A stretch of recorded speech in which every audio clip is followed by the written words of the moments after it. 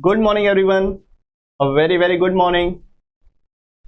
Good morning guys. तो कैसे हैं आप सब लोग? A very very warm welcome to everyone. Yes, how are you guys? कैसे हो आप सब लोग? तो सेशन में आ जाइए, जुड़ जाइए सभी लोग।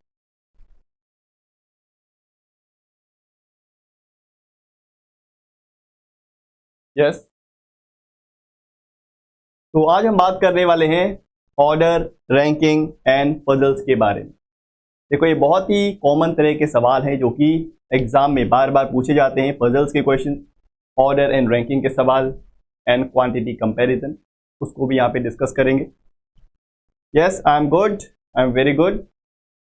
तो इस वीक हम लोग सबसे ज़्यादा इंपॉर्टेंट टॉप 6 टॉपिक जो कि बहुत ही ज़्यादा इंपॉर्टेंट है, जिससे कम से कम 8 से 9 सवाल आपके एग्जाम में बनने के चांसेस हैं।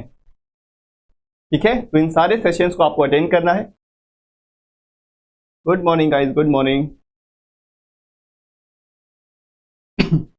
तो लास्ट सेशन में हम लोगों ने नंबर सिस्टम के बारे में बात करी थी। बहुत सारे कंसेप्ट पढ़े थे एक्सपोनेंशियल प्रॉपर्टीज के, finding the unit digit and how to find LCM and HCF of given numbers, और उसकी कुछ प्रॉपर्टीज भी डिस्कस करी। ठीक है, तो बेसिकली इस चैप्टर के अंदर, इस टॉपिक के अंदर हम लोग बात करेंगे पजल्स के बारे में। और पजल्स का मतलब क्या? पजल्स का मतलब हम लोग बात करेंगे सीटिंग अरेंजमेंट के बारे में, यानी कि जो बैठने के जो तरीके हैं, एक टेबल के अराउंड बैठने के जो तरीके हैं। सर्कुलर टेबल हो सकती है, स्क्वायर टेबल हो सकती है, रेक्टेंगुलर टेबल हो सकती है, that can be of any type. ठीक है, फिर हम बात करेंगे ऑर्डर एंड रैंकिंग के बारे में। भाई 10 लोग खड़े हैं एक लाइन में, एक रो में। अगर इस जो एक पर्सन है उसकी पोजीशन राइट एंड से 8वीं पोजीशन है, तो लेफ्ट एंड से उसकी पोजीशन क्या होगी। तो इस तरह की जो रैंकिंग है, ऑर्डर है, उसके बारे में यहाँ पे चर्चा करेंगे। फिर हम बात करेंगे क्वांटिटी कंपैरिजन बेस्ड कंसेप्ट के बारे में। क्वांटिटी को, 2 या 2 से ज़्यादा क्वांटिटीज़ को हम लोग कंपेयर करेंगे आपस में। हाइट कंपेयर करेंगे, वेट कंपेयर करेंगे। ठीक है, और साथ ही साथ कुछ प्रैक्टिस क्वेश्चंस भी करने वाले हैं। चलिए करें स्टार्ट बिना किसी देरी के। तो भाई सभी लोग सेशन में जुड़ जाइए फटाफट से। सबसे पहले हम लोग बात करेंगे यहाँ पे टाइप्स ऑफ सीटिंग अरेंजमेंट के बारे में। हालांकि हमने बहुत बार आपको बताया है, आगाज बैच के अंदर भी और उसके बाद भी बहुत सारे लेक्चर्स के अंदर ये चीज़ बताई गई है कि जो सीटिंग अरेंजमेंट है, जिसको बोलते हैं क्या, बैठक व्यवस्था, यानी कि बैठने के जो तरीके हैं, उसके बारे में हम यहाँ पर बात कर रहे हैं। तो भाई सबसे जो मोस्ट कॉमन टाइप है, जिसे हम बोलते हैं सर्कुलर टेबल अरेंजमेंट, जिससे सवाल बहुत बार एग्जाम में पूछे जाते हैं। एक सर्कुलर टेबल है, उसके अराउंड कुछ नंबर ऑफ पर्सन्स बैठे हैं। अब वो नंबर ऑफ पर्सन्स इवन भी हो सकते हैं, ऑड भी हो सकते हैं।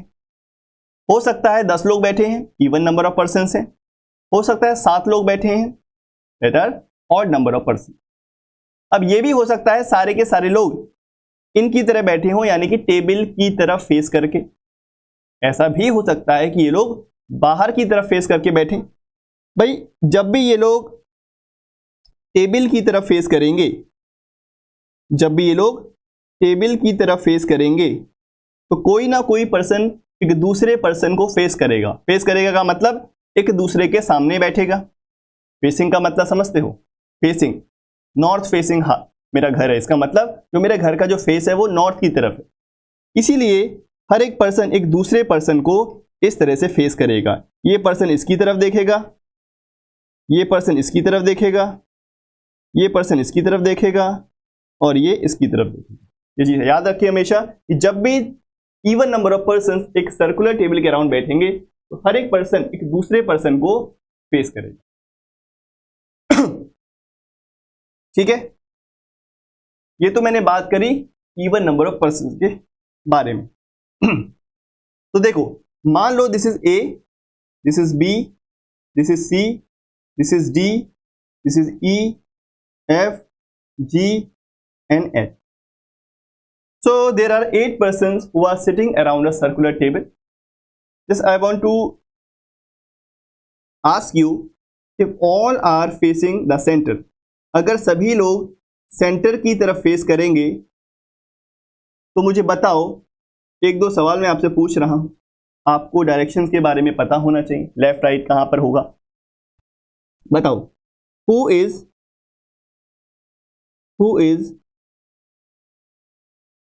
Second right of D, who is second right of D. बताओ, डी के सेकंड राइट में कौन बैठेगा, फिर बताओ, who is third to the left of H, who is third to the left of H.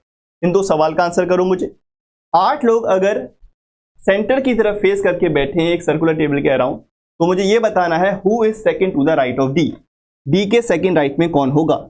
D कहां पर है, ये है सेकंड राइट, यानी कि this is right hand side, this is right hand side and this is left hand side.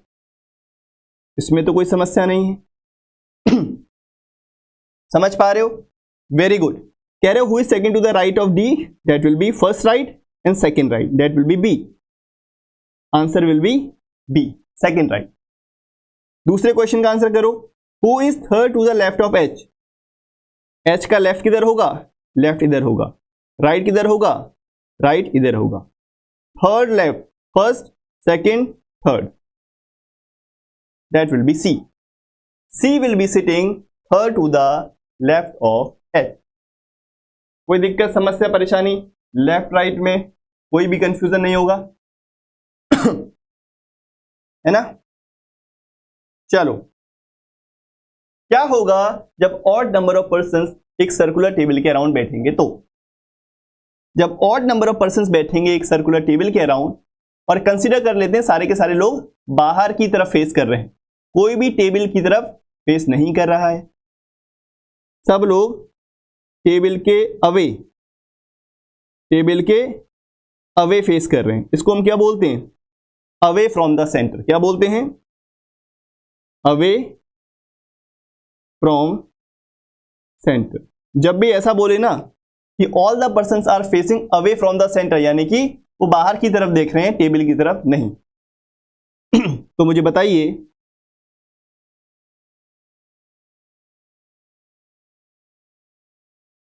पहले question का answer करिए, हु इज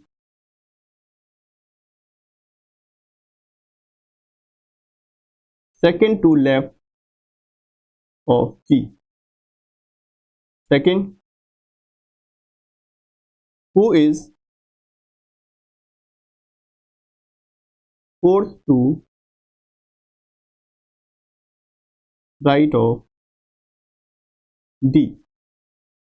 इन दो क्वेश्चन का आंसर करें मुझे।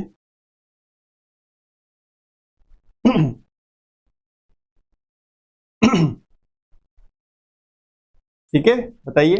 नहीं, ऐसा कुछ नहीं पूछेगा, अभी क्वेश्चन पता लगेंगे। अभी आज मैं क्वेश्चन बहुत ही अच्छे लेवल के क्वेश्चन लेके आया हूं, ठीक है, तब बहुत मजा आएगा, तब देखते हैं कौन आंसर करेगा। अभी तो मैं बिल्कुल बेसिक चीजें बता रहा हूं, ठीक है, क्योंकि ऑलरेडी मैं पहले बहुत बार बता चुका हूं, but still we have to just revise all the things in this crash course.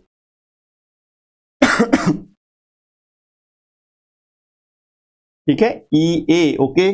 देखो, who is second to the left of G, who is second to the left of G, second to the left of G will be E, second to the left of G will be E. भाई बाहर की तरफ face करेगा तो second to the left of जी क्या होगा, E होगा।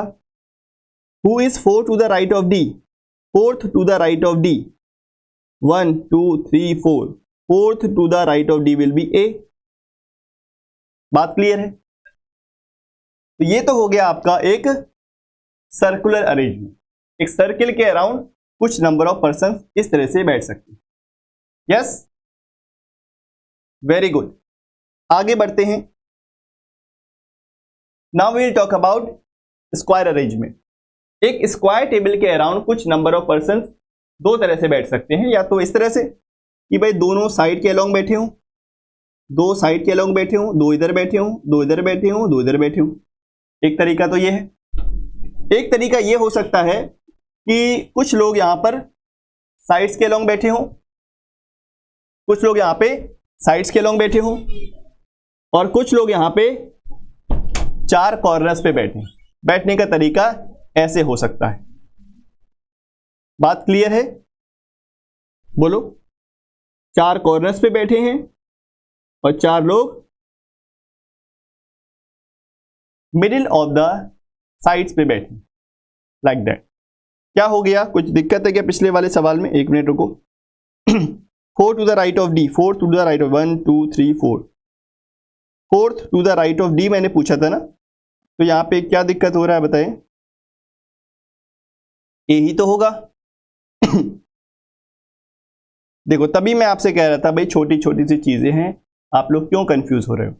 अरे भाई, अगर बाहर की तरफ फेस करेगा, मान लो आप यहां पर बैठे हो, आप इधर देख रहे हो, अगर आपका फेस इधर है तो आपका राइट हैंड साइड किधर होगा?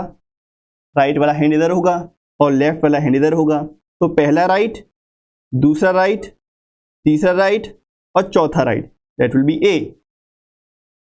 ठीक है? तो यहां पर गलती नहीं हो। चलो, यहां पर देखो, स्क्वायर अरेंजमेंट में 2 तरह से ये लोग बैठ सकते हैं, या तो ऐसे या तो ऐसे।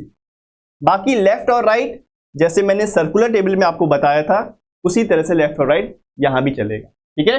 यहां पर कोई भी डिफरेंस नहीं है दोनों के अंदर, लेफ्ट और राइट इस तरह से। अगर सेंटर की तरफ फेस कर रहा है, यानी कि टूवर्ड्स द टेबल है, तो ऐसे होगा, अवे फ्रॉम द टेबल है तो वैसे होगा। बाकी लेफ्ट और राइट उसी तरह से होगा जैसे एक सर्कुलर टेबल के अराउंड होता है। चलो, इसके बाद आता है हमारा रेक्टेंगुलर टेबल, ये भी उसी तरह से है। तो रेक्टेंगुलर टेबल में कुछ इस तरह के अरेंजमेंट बन सकते हैं। 3 लोग यहां बैठे हैं, 3 लोग उनके सामने बैठे हैं और 2 लोग शॉर्टर वाली साइड के अलोंग बैठे हैं। ऐसा भी हो सकता है, 3 लोग यहां बैठे हैं, 3 लोग यहां बैठे हैं, 2 लोग यहां बैठे हैं और 4 लोग कॉर्नर्स पर बैठे। देखो, सिटिंग अरेंजमेंट कैसे भी बन सकता है डिपेंडिंग अपॉन द क्वेश्चन। अब वो क्वेश्चन कैसा देगा, कैसे भी बैठा सकता है, तो तभी हम डिसाइड करेंगे कि किस तरह का अरेंजमेंट बनेगा। ठीक है? तो these are the types of arrangement which can be in a rectangular arrangement. Next, आगे देखो, नेक्स्ट इज पैरेलल अरेंजमेंट। अब ये पैरेलल अरेंजमेंट क्या होता है? पैरेलल अरेंजमेंट का मतलब है जब एक रो के सामने दूसरे रो में पर्सन्स को मैं बैठाऊंगा। जैसे फॉर एग्जांपल, जैसे मान लो ये कुछ लोग बैठे हुए इधर फेस कर रहे हैं, all are facing in south direction. इस डायरेक्शन को बोलते हैं साउथ डायरेक्शन। क्या बोलते हैं? South facing. PVSTRQ, all are facing in south direction. CFAEBD, all are facing in north direction. They are north facing. ये 6 लोग इन 6 लोग को फेस कर रहे हैं, यानी कि एक दूसरे की तरफ देख रहे हैं, तो इसको हम बोलेंगे पैरेलल अरेंजमेंट। अगर यहां पर देखोगे ए के रेस्पेक्ट में, तो ए के रेस्पेक्ट में इधर होगा राइट और इधर होगा लेफ्ट। लेकिन अगर एस के रेस्पेक्ट में देखोगे तो इधर हो जाएगा लेफ्ट और इधर हो जाएगा राइट। आपके लेफ्ट और राइट आपस में चेंज हो जाएंगे। जैसे अगर मैं यहां पर खड़ा हूं तो मेरा लेफ्ट इधर है, राइट इधर है। अगर मैं 180 डिग्री घूम जाऊं तो राइट मेरा इधर हो जाएगा, लेफ्ट मेरा इधर हो जाएगा। ऐसे ही होता है। तो इसको हम बोलेंगे पैरेलल अरेंजमेंट। ठीक है? Yes. Next type of arrangement is called as linear arrangement. अब लीनियर अरेंजमेंट है तो केवल एक ही रो में कुछ नंबर ऑफ पर्सन बैठे होंगे। अब हो सकता है सारे के सारे लोग एक डायरेक्शन में देख रहे हो, या ये भी हो सकता है कुछ लोग साउथ में फेस कर रहे हो और कुछ लोग नॉर्थ में फेस कर रहे हो। तो मुझे ये बताएंगे आप लोग कि साउथ फेसिंग कौन है एंड नॉर्थ फेसिंग कौन है। इन 8 लोगों में से कौन कौन लोग साउथ में फेस कर रहे हैं और कौन कौन नॉर्थ की तरफ फेस कर रहे हैं, फटाफट से बताएं। यस यस, इसको बोलते हैं लीनियर अरेंजमेंट। जब एक सिंगल रो के अंदर कुछ नंबर ऑफ पर्सन्स बैठे हैं आइदर फेसिंग नॉर्थ और साउथ और इन सेम डायरेक्शन। ठीक है, बताएं। सिंपल सा सवाल पूछा मैंने आपसे।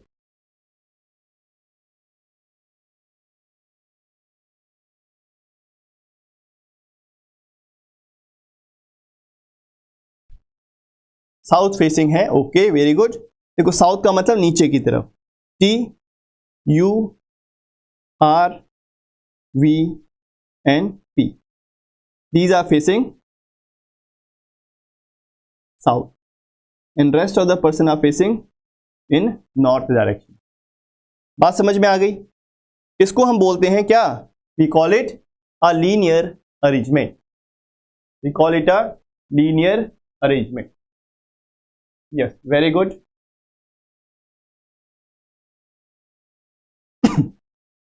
चलो, अब ये तो है हमारे टाइप्स ऑफ अरेंजमेंट। अब इनके ऊपर बेस कुछ सवाल करने की बारी है। ठीक है, तो सभी लोगों को कॉपी पेन लेके बैठना है और जो क्वेश्चन मैं आपको दूंगा उन क्वेश्चन का आपको डायग्राम बनाना है, रफ डायग्राम बनाना है और उसको सॉल्व करना है। फिर मैं आपके सामने सॉल्व करूंगा उसको और बेस्ट वे हम लोग देखेंगे कि किस तरह से उसको सॉल्व हम कर सकते हैं। चलो, पहला सवाल आपकी स्क्रीन पे ये रहा, सभी लोगों को सॉल्व करना है। ठीक है, पजल के सवाल है, बहुत ही मजा आता है क्वेश्चन को करने में। Just you have to draw the diagram.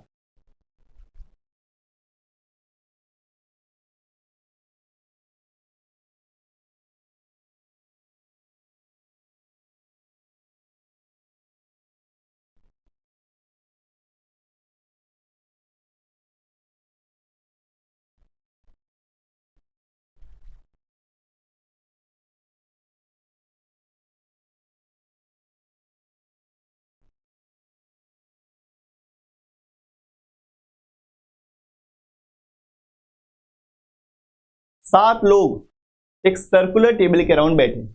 सात का मतलब odd number of person, facing toward the centre, centre की तरफ फेस कर रहे हैं। करिए।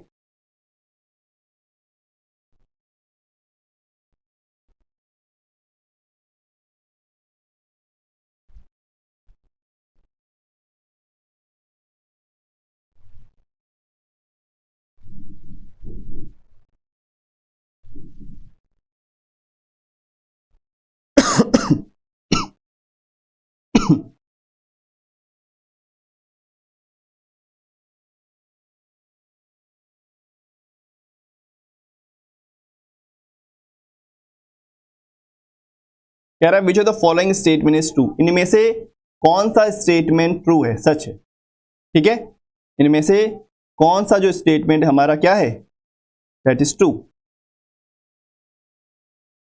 चलो,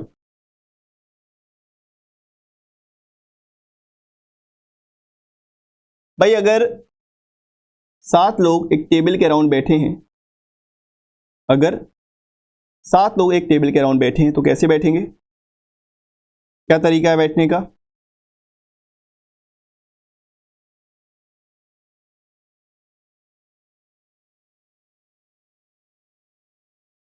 ठीक है, पहली बात है कोई भी किसी को फेस नहीं करेगा, बस बनाने का तरीका मैंने ऐसे अपनाया है, बट कोई भी किसी को फेस नहीं करेगा। कह रहा है हमसे P Q R S T U V are sitting around a circle facing toward the center. सभी लोग सेंटर की तरफ देख रहे हैं, सभी लोग सेंटर की तरफ देख रहे हैं। P sits between V and S, P कहां बैठा है? पी बैठा है वी और एस के बीच में, पी बैठा है वी और एस के बीच में। तो भाई ऐसे भी बैठ सकता है वी और एस के बीच में लाइक दिस, और ऐसे भी बैठ सकता है एस इधर वी इधर, दोनों तरीके हैं। पी अगर वी और एस के बीच में बैठेगा तो दोनों तरह से बैठ सकता है।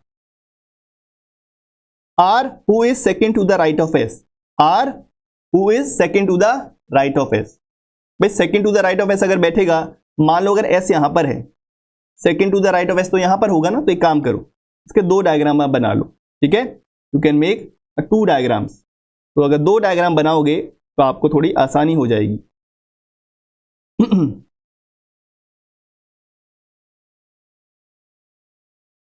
अगर P यहां पर है और ये कह रहा था P sit between V and S, P V और S के बीच में बैठेगा तो दो तरह से बैठ सकता है।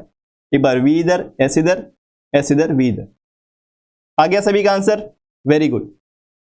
R who is second to the right of S, second to the right of S, अगर आर बैठेगा तो भाई आर यहां तो बैठ नहीं पाएगा। Second to the right of S अगर यहां बैठेगा तो यहां तो बैठ नहीं पाएगा, इसका मतलब यहां पर बैठेगा, तो ये वाली पॉसिबिलिटी गलत हो गई। R who sits second to the right of S, S के बारे में कह रहा है S is sitting between Q and U, S sitting between Q and U. बताइए कैसे बन रहा है आपका अरेंजमेंट? डी आ रहा है, ओके। तो इसका मतलब कह रहा है हमसे P R who sit second to the right of S is sitting, R is sitting between Q and U, R is sitting between Q and U like this, Q and U, Q and U like this, ऐसे बैठ सकता है। Q is not the neighbour of T, कह रहा है Q T का neighbour नहीं है। भाई एक ही प्लेस बचा है, वहां पे टी बैठेगा, यहां पर टी बैठेगा, तो क्यू अगर टी का नेबर नहीं है इसका मतलब क्यू यहां पर नहीं आएगा, तो क्यू यहां पर आएगा। इस तरह का अरेंजमेंट आपका बनने वाला है। अब आपको यह बताना है कि ये जो अरेंजमेंट बना, जो कि ये तो गलत है, which of the following statement is true? V is between P and S, V is between P and S, नहीं भाई ये गलत है। S is second to the left of B, second to the left of B में कौन बैठेगा? S बैठेगा, नहीं। R is third to the left of P, third to the left of P में आर बैठेगा, भाई ये भी गलत है। P is an immediate left of S, yes P is an immediate left of S, ये एकदम ठीक है, दैट विल बी राइट।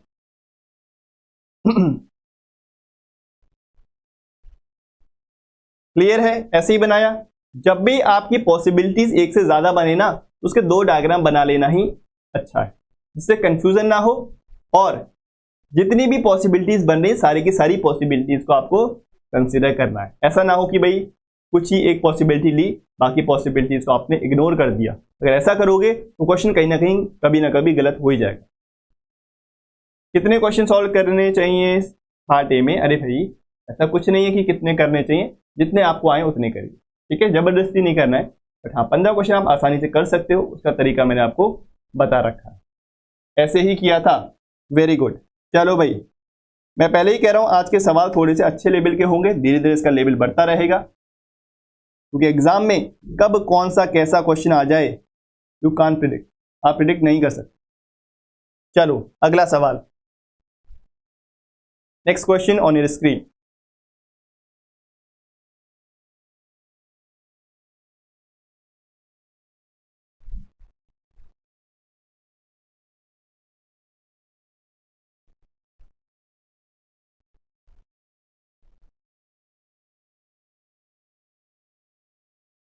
इस तरह के सवाल बहुत पूछे जाते हैं एग्जाम के अंदर कि इन चारों में से कौन सा गलत स्टेटमेंट है, इन चारों में से कौन सा सही स्टेटमेंट, ट्रू फॉल्स, या इसमें से कौन सा इन्फ्रेंस सही है।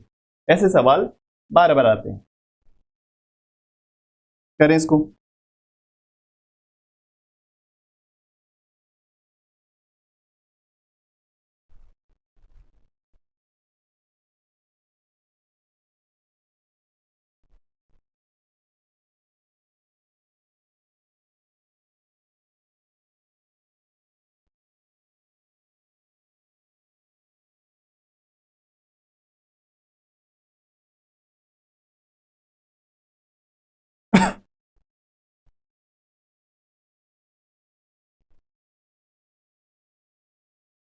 कितने लोग हैं?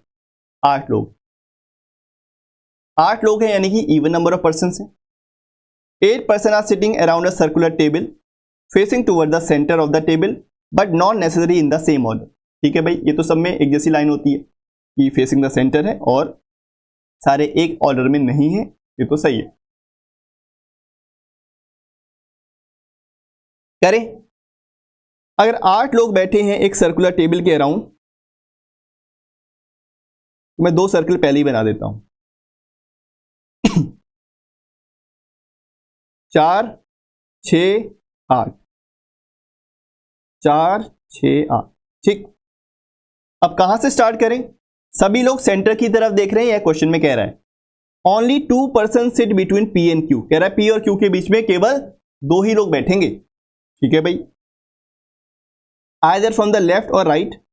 ठीक है भाई, क्या हम यहां से स्टार्ट करें क्वेश्चन को? क्या हम क्वेश्चन को यहां से स्टार्ट करें? Only 2 person sit between P and Q. P और क्यू के बीच में 2 लोग बैठेंगे, या तो ऐसे बैठ सकते हैं या ऐसे बैठ सकते हैं। There are 2 ways to draw. Clear? P और क्यू के बीच में 2 लोग बैठेंगे, या तो पी के राइट में बैठेंगे या पी के लेफ्ट में, दोनों तरह से पॉसिबिलिटी बन सकती है। आगे देखो, R sits to the immediate right of Q. Q के इमीडिएट राइट में कौन बैठेगा? आर। क्यू के इमीडिएट राइट में कौन बैठेगा? आर। तो 2 पॉसिबिलिटी को लेके चल रहा हूं, लास्ट में जाके एक पॉसिबिलिटी गलत हो जाएगी। S sits second to the left of R. S sits second to the left of R, पहला लेफ्ट दूसरा लेफ्ट, यहां पर कौन बैठेगा? एस। यहां पर बैठेगा S. Second to the left of R में कौन बैठेगा? एस बैठेगा। Only 3 person sit between S and T. S और टी के बीच में कितने लोग बैठेंगे? 3 लोग। भाई 3 लोग तो बैठ ही नहीं पाएंगे, क्योंकि एस के सामने कौन है? पी। इधर से 3 ले लो, इधर से 3 ले लो, तो बैठेगा तो यहीं पे। यहां पे तो पहले से पी बैठा हुआ है, तो बैठ नहीं पाएगा। आगे देखो, एस के सामने टी, यहां बैठेगा, 3 लोग बैठे हैं। U sits immediate left of T. Immediate left of T में कौन बैठेगा? U. W sits second to the left of V. W sits second to the left of V. V का सेकंड लेफ्ट कहां पर होगा? यहां पर होगा, क्योंकि ये सेंटर की तरफ फेस कर रहा है। This will be the final arrangement. ये आपका फाइनल अरेंजमेंट बन जाएगा। सभी का ऐसी बना है? बताओ, इसी ऑर्डर में बना है कि नहीं? देख लो एक बार। Which among of the following person is in immediate neighbour of W. W का इमीडिएट नेबर कौन है? P and T. P, W के पड़ोसी कौन है? T and P. Option number C. भाई बी कैसे आ रहा है? बी आंसर कैसे कर रहे हो? डब्ल्यू के पड़ोसी कह रहा है, तो टी और पी ही तो होंगे। बताओ, बात समझ में आ गई? गलती नहीं करनी है, छोटी छोटी सी चीजों को ध्यान देना है।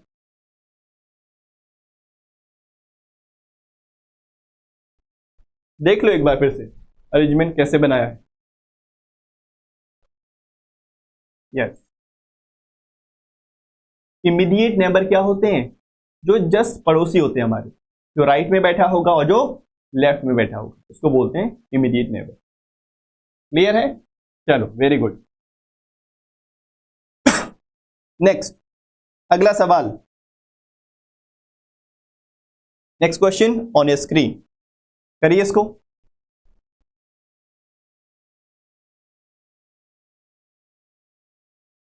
ध्यान से पढ़िए। देखो, यहां से लेके यहां तक की जो क्वेश्चन की लैंग्वेज होती है ना, वो एक जैसी होती है, उसमें ज्यादा कुछ आपको देखना नहीं। बाकी क्वेश्चन, एक्चुअल क्वेश्चन यहां से, ये एक्चुअल क्वेश्चन है। कुछ लोग एक सर्कुलर टेबल के अराउंड बैठे, कितने लोग? 8 लोग। करिए। जस्ट नेबर या इमीडिएट नेबर एक ही बात। कभी कभी एडजेसेंट भी बोलते हैं। एडजेसेंट का मतलब भी अगल बगल ही होता है, ठीक है, पड़ोस वाले ही होता है एडजेसेंट नेबर।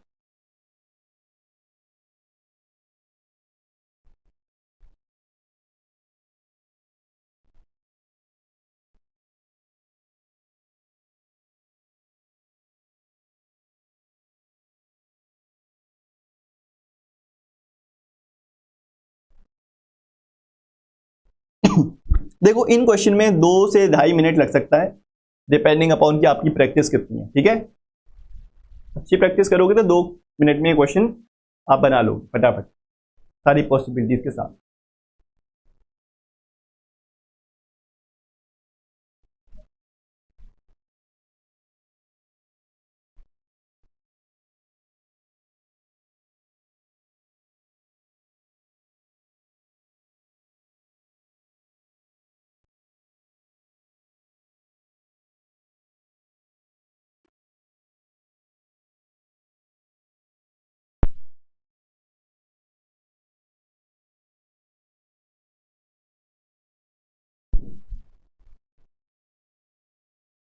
बताइए, आया कुछ समझ क्वेश्चन?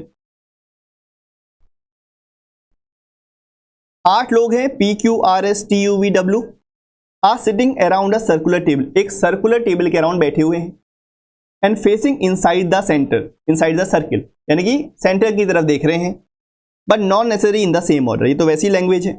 अब क्वेश्चन यहां से स्टार्ट है आपका, ठीक है, क्वेश्चन आपका यहां से स्टार्ट है। तो क्वेश्चन को ऐसे ले लेते हैं, साइड में थोड़ी सी जगह बनाते हैं। तो भाई 8 लोग हैं, ठीक है, 8 लोग हैं, 2 सर्किल पहले ही बना के रखते हैं।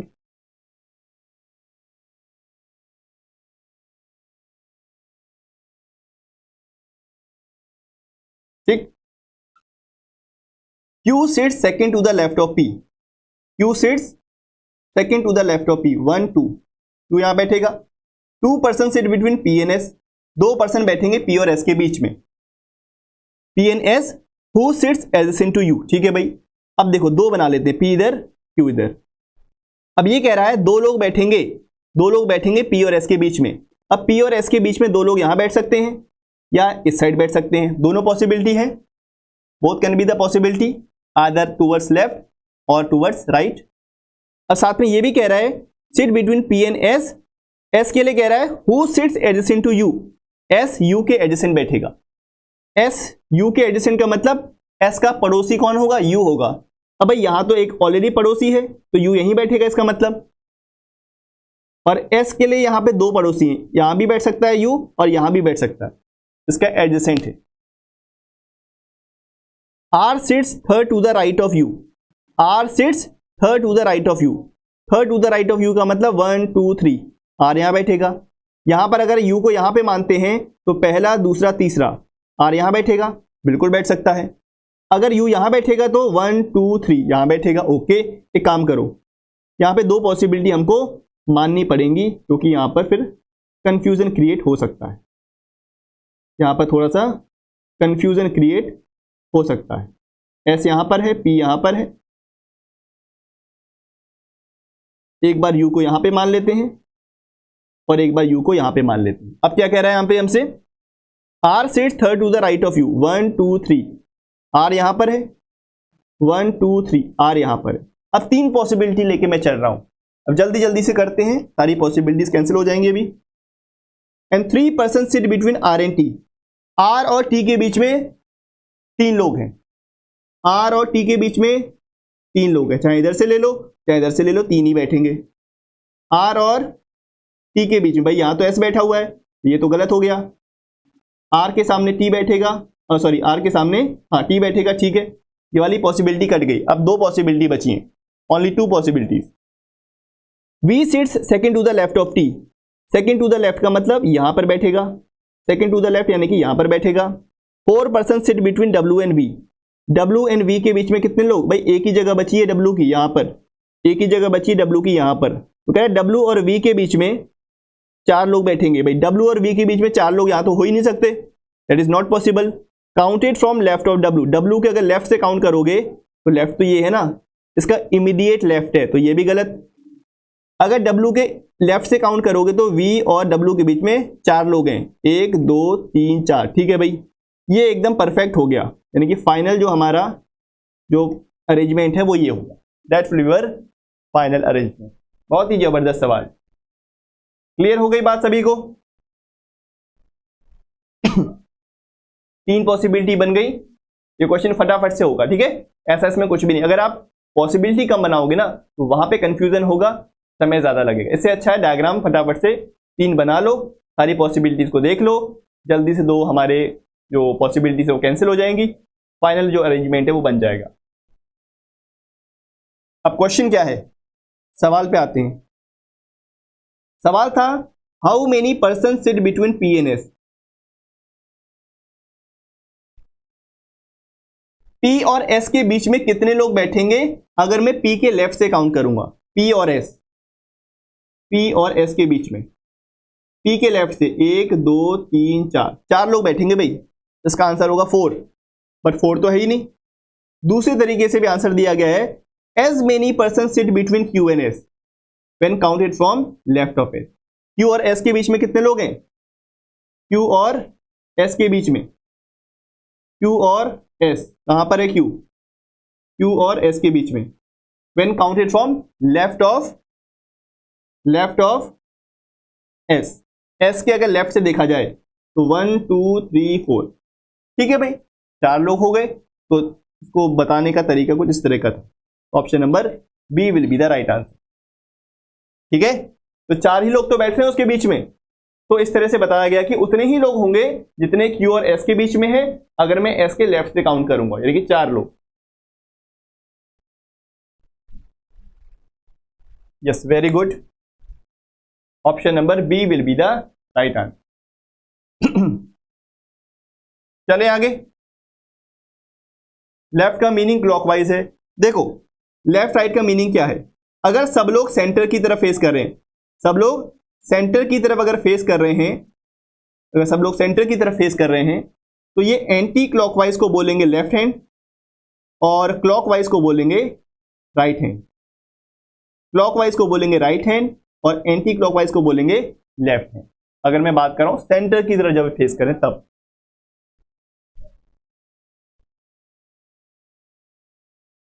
चलो बढ़े आगे।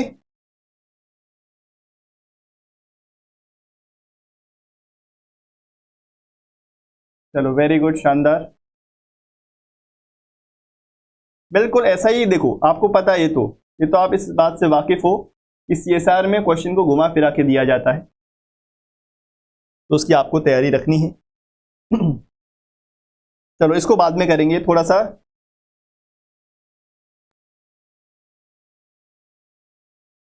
क्वेश्चन सोचना ज़्यादा पड़ेगा उस क्वेश्चन में, पहले इसको कर लेते हैं, ठीक है, फिर दोबारा से आएंगे उस पर। चलो करिए।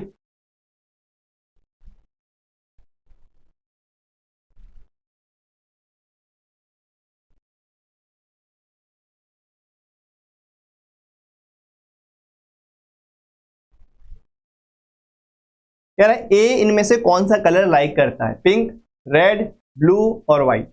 बस इतना सा क्वेश्चन जानने के लिए इस पजल को हमें सॉल्व करना पड़ेगा, ठीक है। अब कौन सा कलर क्या लाइक कर रहा है, 7 लोग हैं, A B C D E F G, ये 7 कलर लाइक करते हैं। अब कौन सा कलर कौन लाइक करेगा, ये तो इस पजल को सॉल्व करने के ही पता लगेगा।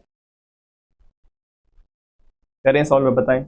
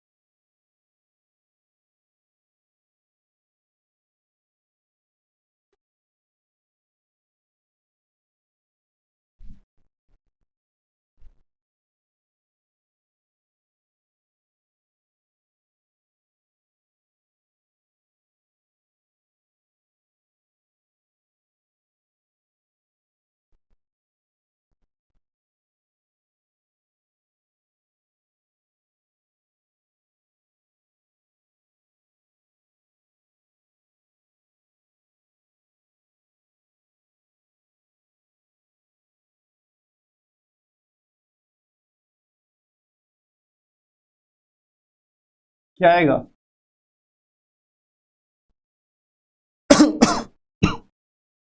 ब्लू आ रहा है। चलो देखते हैं। बस 7 लोग हैं, ठीक है। देयर आर 7 पर्सन्स जिनको कोई ना कोई कलर पसंद है, green, red, blue, black, pink, ऐसे करके कुछ कलर्स हैं। तो क्या करें, ध्यान से देखो, green, red, blue, yellow, black, pink and white. यहां पर हमारे पास कुछ कलर हैं, इनके बारे में कुछ चर्चा हो रही। क्या कह रहा है, ध्यान से देखो। D likes black colour. Black colour कहां पर है, यहां पर है। कौन लाइक करेगा, डी लाइक करेगा, ये हमको बताया गया है। नाइदर ए nor E like pink colour. कह रहे पिंक कलर कौन लाइक नहीं करेगा, पिंक कलर नहीं लाइक करने वाले कौन है, neither A nor E.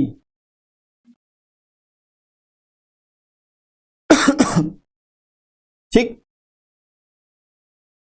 Neither F nor a like yellow colour, F और ए येलो कलर लाइक नहीं करेंगे, एफ और ए येलो कलर लाइक नहीं करेंगे। Neither A B E like green colour, A B E green colour like नहीं करेंगे। Neither B nor E like yellow colour, B और E yellow colour भी like नहीं करेंगे। Neither C nor F, neither C nor F like green colour, green colour C और F भी green colour like नहीं करेंगे। B does not like pink और white, pink और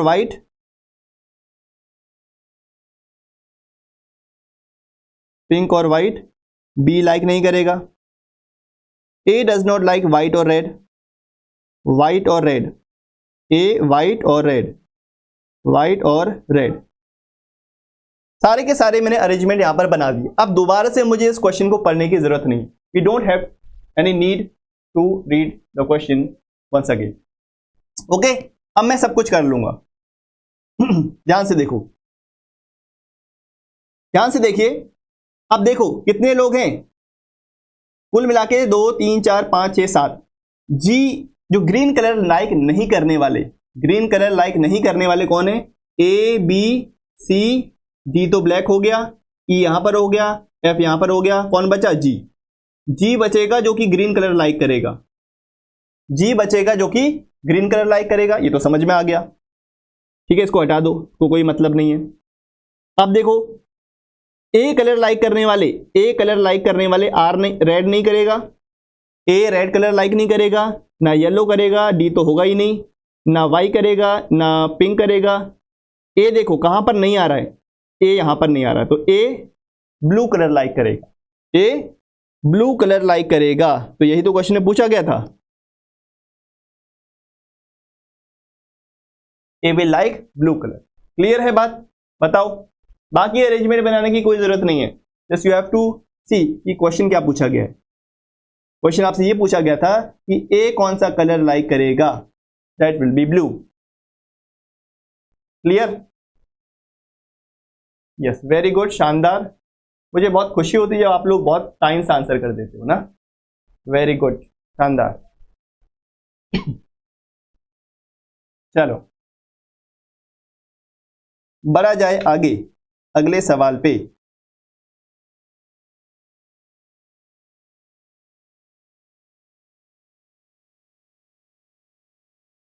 चलो कुछ बॉक्सेस हैं, उन बॉक्सेस को आपको अरेंज करना है। 8 बॉक्स हैं, एक के ऊपर एक रखे हुए हैं, इस तरह से एक के ऊपर एक 8 बॉक्स रखे हुए हैं। कौन सा बॉक्स किसके ऊपर है, कौन सा बॉक्स किसके नीचे है, ये सारी इंफॉर्मेशन आपको दी गई। फिर आपसे पूछा गया है how many boxes are place below box T, T के नीचे कितने बॉक्स हैं? 1 है, 2 है, 3 है या कोई भी नहीं?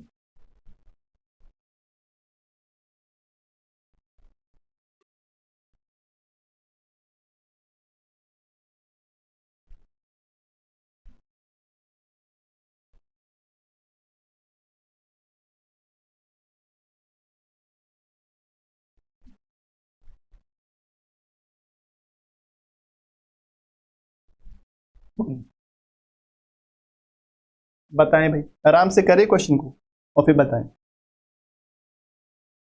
8 बॉक्सेस हैं, एक के ऊपर एक रखे हैं, कैसे रखे हैं, क्यों रखे हैं, कितने बॉक्स हैं, वो सब दिया गया है।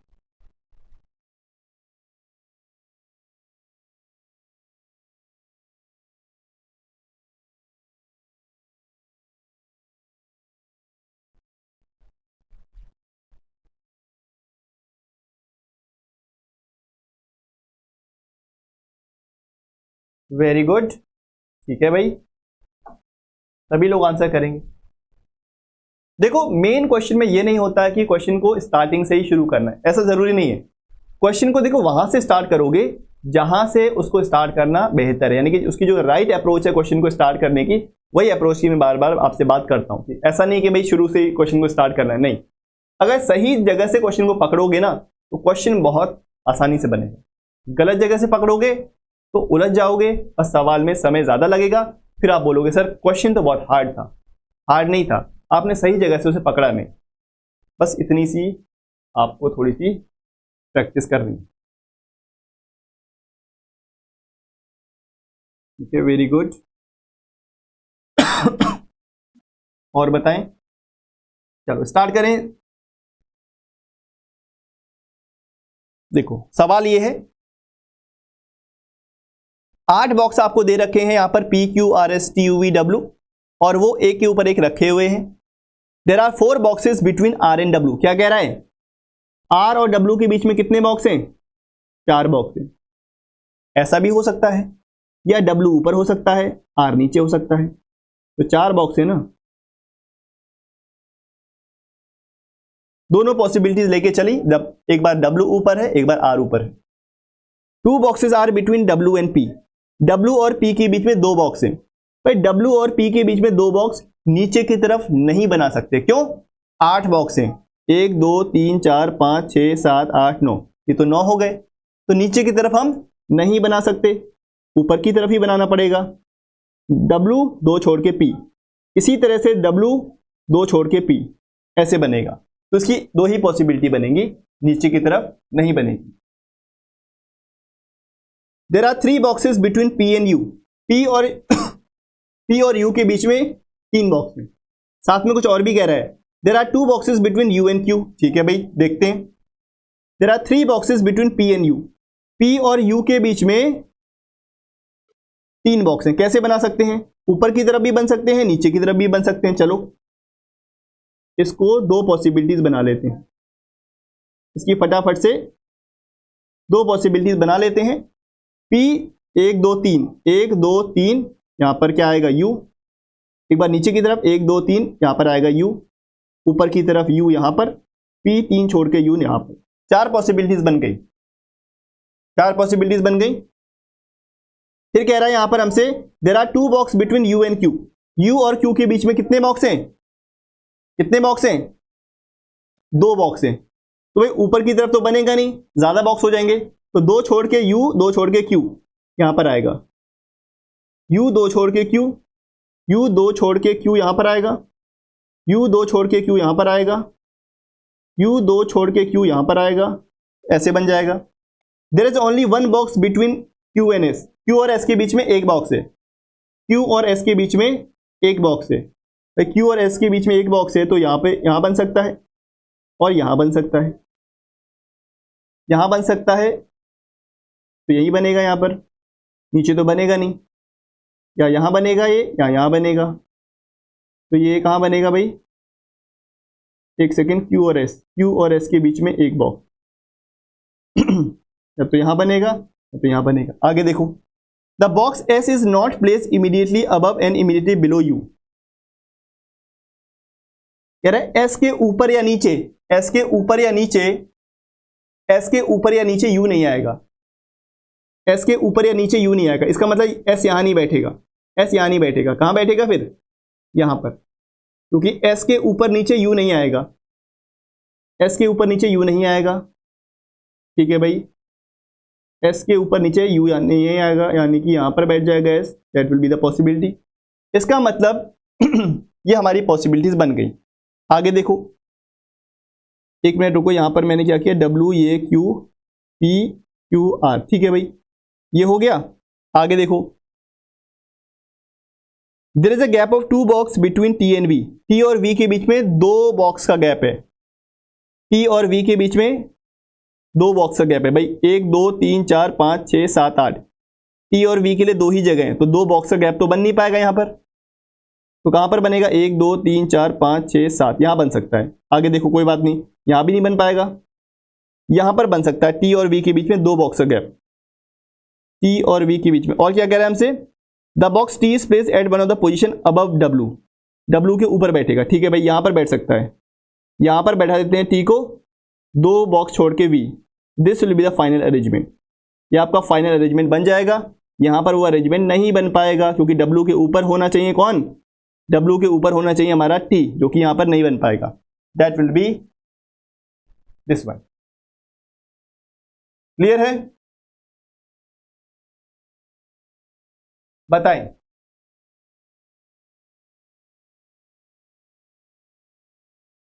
ये सबों का फाइनल अरेंजमेंट बना कि नहीं, ये मुझको बताएं। अब इसके अकॉर्डिंग हमको आंसर करना है 1 2 3 4 5 6 7 8 8 इस तरह से बॉक्स हमने रख दिए। अब इसके अकॉर्डिंग हमसे ये कह रहा था सवाल में, how many box are placed below T, T के बिलो कितने बॉक्स हैं भाई, 1 2 3 3 box, 3 box are below T, only 3 box are below T. तो 4 पॉसिबिलिटीज बनी अकॉर्डिंग टू क्वेश्चन, हमने सबों को प्लेस किया, जहां पे पॉसिबिलिटी बनी हमने उसको कंसिडर भी किया, और बहुत जगह ऐसा हुआ कि बहुत सारी पॉसिबिलिटीज हमारी गलत हो गई। क्यों गलत हो गई, क्योंकि मैं वहां पर उनको प्लेस नहीं कर पा रहा हूं और ना ही मैं उन कंडीशन को सेटिस्फाई कर पा रहा हूं जो क्वेश्चन में दी गई है। तो फाइनली मेरे पास एक ही कंडीशन बची जो सारी की सारी पॉसिबिलिटीज को सेटिस्फाई कर रही है। ठीक है, this is the right way to solve the question. सारी पॉसिबिलिटीज को लेके चलना है, फिर खुद ब खुद एक एक करके सारी पॉसिबिलिटीज कम होती जाएंगी और फाइनली एक ही पॉसिबिलिटी बचेगी जो कि आपका फाइनल अरेंजमेंट होगा। ठीक है, आई बात समझ में। तो ये था सवाल।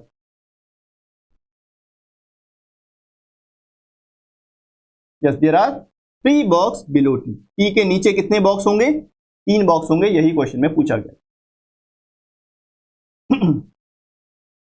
टाइम टेकिंग क्वेश्चन है, यस बिल्कुल है, बट आपको पता है कि एग्जाम के अंदर सारे क्वेश्चन एक जैसे नहीं होते। बहुत सारे क्वेश्चन इतने आसान होते हैं कि आप 10 सेकंड में कर लोगे, कुछ क्वेश्चन ऐसे होते हैं इसमें 3 मिनट भी लग सकता है, 3-4 मिनट भी लग सकता है, बट हाँ एवरेज देखा जाए तो हर क्वेश्चन को 2 मिनट से ज्यादा नहीं लगेगा। तो एवरेज टाइम हम कैलकुलेट करते हैं। चलें आगे।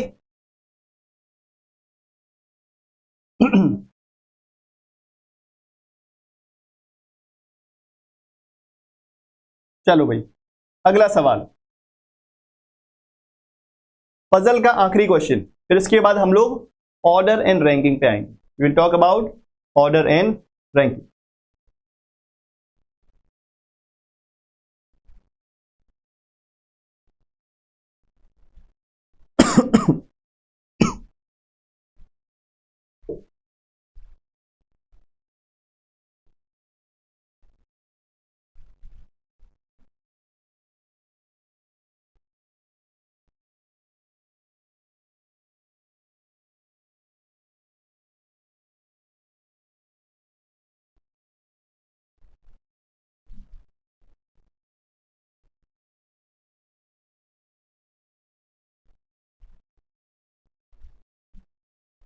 पार्ट ए को आपको 30 मिनट्स देने हैं, 30 मिनट से ज़्यादा नहीं देने हैं।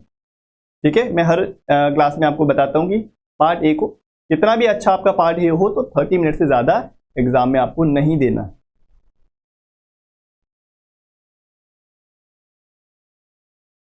अगर आपका अच्छा प्रैक्टिस होगा तो आधे घंटे में ही आप 15 क्वेश्चंस को कर सकते हो आसानी से। आपको बस चूज करना होता है राइट क्वेश्चंस को, क्योंकि 5 क्वेश्चन ऐसे होते हैं जो कि बहुत टाइम टेकिंग होते हैं, जो आपके टाइम को खराब करने के लिए ही बनाए गए होते हैं, तो उनको छोड़ देना होता है।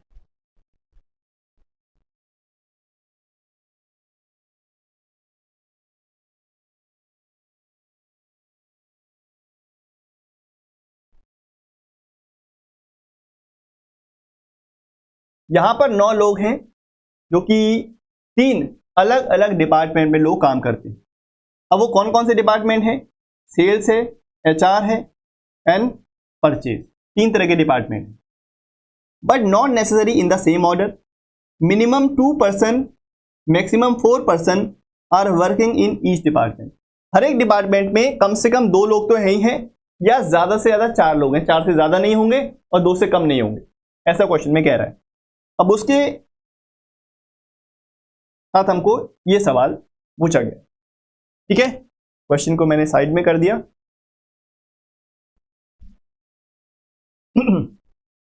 अब देखो कौन कौन से डिपार्टमेंट थे, 3 डिपार्टमेंट हैं, एचआर और परचेज और क्या था, सेल्स।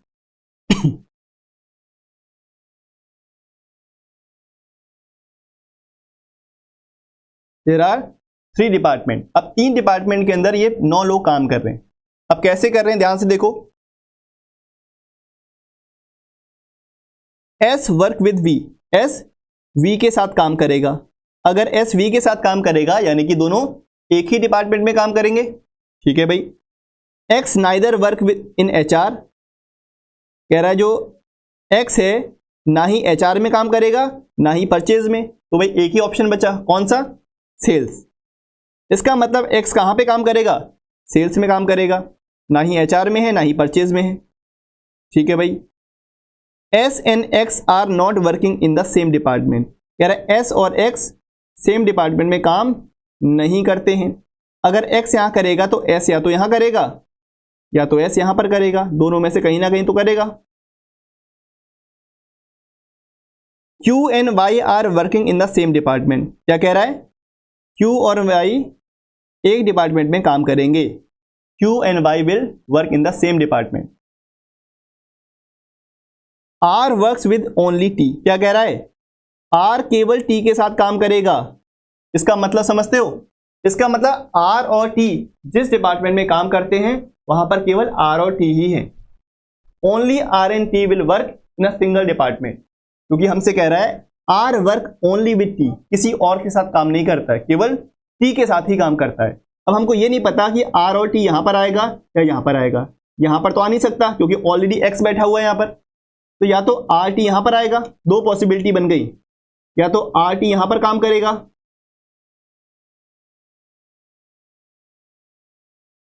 या तो आर टी यहां पर काम करेगा, बाकी एक्स तो यहां हो गई।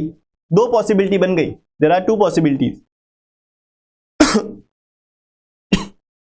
और देखो neither S nor you is working in the same department, कह रहा है एस और यू सेम डिपार्टमेंट में काम नहीं करेंगे।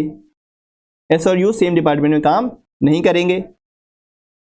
W does not work with Y and X, कह रहा है डब्ल्यू वाई और एक्स के साथ काम नहीं करेगा। इसका मतलब डब्ल्यू यहां तो आएगा नहीं, डब्ल्यू एक्स की जगह तो आएगा नहीं, ना यहां आ सकता है, यहां पे आर टी ही बैठेगा केवल। इसका मतलब डब्ल्यू कहां पर आएगा? यहां पर। W does not work with X and Y, इसका मतलब डब्ल्यू अगर एक्स और वाई के साथ काम नहीं करेगा तो वाई कहां पर आएगा? फिर यहां पर आएगा, क्योंकि वहां तो आएगा नहीं वाई, क्योंकि डब्ल्यू एक्स और वाई के साथ काम नहीं करेगा और एक्स और वाई की प्लेस केवल यहीं पे होगी फिर, और एक्स और वाई यहां पर आएगा। ठीक है भाई। V is not working in the HR department, V HR department में काम नहीं करेगा, यहां तो ठीक है, और वी कहां पर आएगा? एचआर में नहीं आएगा, तो इन दोनों प्लेस में से यहां पे तो आ नहीं सकता वी, और यहां पर है नहीं कह रहा है, तो यहां पर आएगा वी। बट यहां पर कहां पर आएगा? यहां पर बताओ। एस और वी एक साथ है, वी एचआर में नहीं है और एस के साथ है।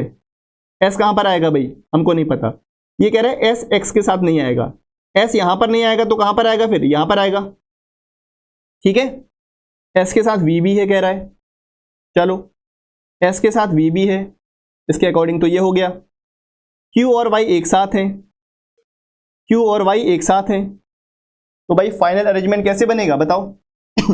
1 2 3 4 5 6 7, 7 लोग तो बैठ गए, ऑप्शन पीछे हैं। ठीक है, अभी देखते हैं। एस एक्स एक साथ नहीं बैठेगा, ये तो हो गया। एक सेकेंड, एस एक्स कह रहा है एक साथ नहीं बैठेगा, तो ये तो गलत हो जाएगा क्योंकि एस एक्स एक साथ बैठेगा और कोई ऑप्शन नहीं है, और एस यहां पर आ नहीं सकता कह रहा है। ठीक है भाई। एस वी के साथ बैठेगा, ये हो गया। क्यू वाई के साथ बैठेगा, क्यू और वाई कहां पर आएगा? यहां पर आएगा, क्यू और वाई यहां पर आएगा, ये हो गया। एक पर्सन बचा है, कौन बैठेगा बताओ? कौन बचा? V Q A B C D, एक सेकेंड, कौन बचा बताओ? क्यू से था ना, Q, Q R S T U, U बचा है। एस और यू साथ में नहीं बैठेंगे, एस और यू अगर साथ नहीं बैठेंगे तो यू यहां बैठेगा। हो गया सिंप्लीफाई, हो गया सिंप्लीफाई।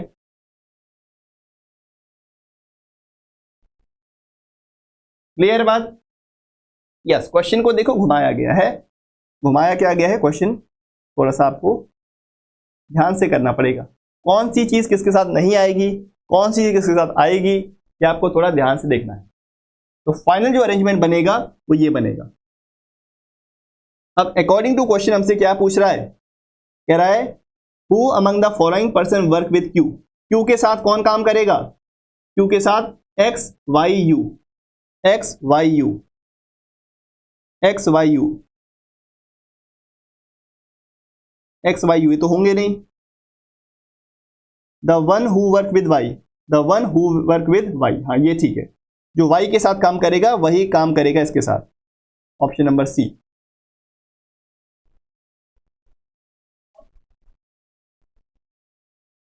ठीक है, yes very good very good. मैं यही चाहता हूँ कि आप लोग मुझसे तेजी, मुझसे फास्ट करो, क्योंकि मुझे थोड़ी एग्जाम देना है, क्योंकि एग्जाम आपको देना है, तो आपकी जो स्पीड है वो तेज होनी चाहिए एग्जाम के according. Yes, option number C, very good very good very good.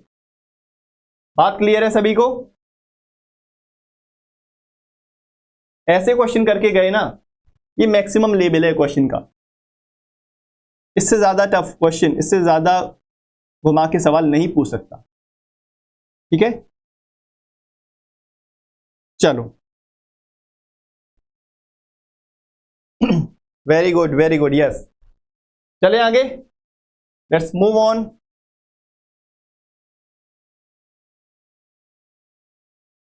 Very good very good very good, चलो बहुत ही अच्छा।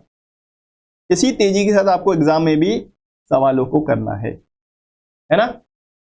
चलें आगे बढ़ते हैं अपने नेक्स्ट टॉपिक पे। आज का जो सेकंड टॉपिक है that is order and ranking. Order and ranking का मतलब क्या है? अब इसके अंदर कौन कौन से टॉपिक्स हम कवर करेंगे? सबसे पहले हम बात करेंगे कंपैरिजन बेस्ड, यानी कि क्वांटिटी कंपैरिजन, जैसे कि हाइट को कंपेयर करेंगे, वेट को कंपेयर करेंगे, या किसी दूसरी क्वांटिटी को आपस में कंपेयर करेंगे, या तो इंक्रीजिंग ऑर्डर में या डिक्रीजिंग ऑर्डर में, depending upon the type of question. इसी तरह से रैंकिंग बेस्ड सवाल भी बहुत बार एग्जाम में पूछे जाते हैं। अब रैंक कैसे पूछी जाएगी? रैंक का मतलब क्या है? फॉर एग्जाम्पल आपकी एक 40 स्टूडेंट्स की क्लास है, मान लेते हैं आपकी 10वीं रैंक है, शुरू से आपकी अगर 10वीं रैंक है तो लास्ट से आपकी रैंक क्या होगी? या आपसे मैं अगर पूछूं तो आप क्या बताओगे? That is the rank. इसी तरह से rank of a person from the right और लेफ्ट साइड, लेफ्ट साइड से रैंक उसकी क्या होगी, लेफ्ट साइड से क्या होगी, राइट साइड से क्या होगी, ऐसे सवाल पूछे जा सकते हैं। टोटल नंबर ऑफ पर्सन्स कितने हैं? उस गिवन रो के अंदर एक लाइन है, लाइन में कुछ नंबर ऑफ पर्सन्स है।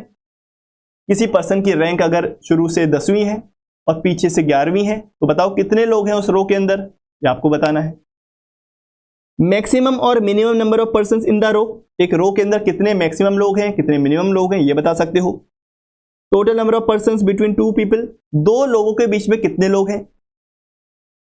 इंटरचेंजिंग पोजीशन, दोनों लोगों को अगर आपस में इंटरचेंज कर दिया जाए, फिर आपको उनकी रैंक पूछी जाएगी कि लेफ्ट से उसकी रैंक क्या होगी, राइट से उसकी रैंक क्या होगी। इस तरह के सवाल यहां पर इसके अंदर कवर हो जाएंगे। लेकिन रैंक को बताने के लिए आपके पास एक फॉर्मूला होता है। जैसे फॉर एग्जांपल ये कुछ नंबर ऑफ पर्सन्स हैं, एक लाइन में खड़े हुए हैं, ठीक है, एक लाइन में खड़े हुए हैं। कितने लोग हैं? 2 3 4 5 6 7 8, 8 लोग हैं।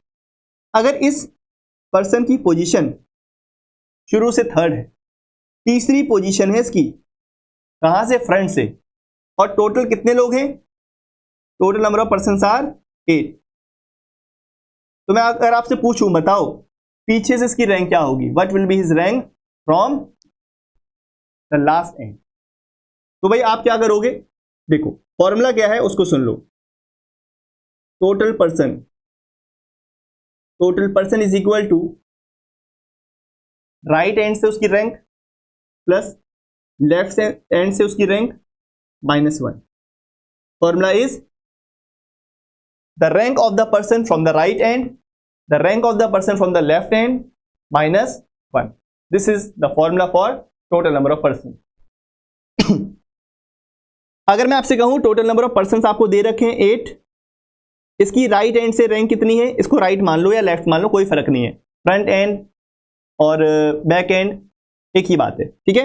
यहां से इसकी रैंक अगर थर्ड है, पीछे से इसकी रैंक बतानी है, एल का वैल्यू बताना है -1, तो यहां से अगर आप फॉर्मूला लगाओगे 3 - 1 2, यानी कि दिस विल बी 6।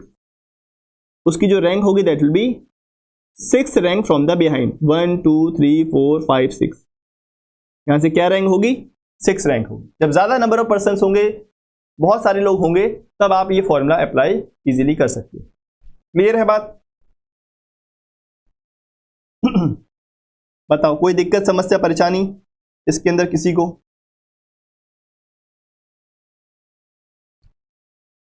चलो देखो, जैसे मान लो एक पर्सन ए है, ठीक है। अगर इसकी रैंक 15th है, कहां से? लेफ्ट से। अगर मैं राइट से देखूं, इसकी रैंक 18th है, 18वीं रैंक है। तो मुझे बताओ उस रो के अंदर कितने लोग हैं? How many persons are there in that row? How many persons are there in the row? R and L कैसे लेंगे जाएंगे? आर का मतलब है राइट हैंड साइड, एल का मतलब है लेफ्ट हैंड साइड। अगर एक रो में बैठे हैं, आगे और पीछे की बात हो रही है, तो राइट आगे वाले को ले लो, लेफ्ट पीछे वाले को ले लो, एक ही बात है, ठीक है। वहां पर कोई फर्क नहीं पड़ेगा। दो एंड होने चाहिए, या तो लेफ्ट एंड या तो राइट एंड, या फ्रंट एंड या तो बैक एंड।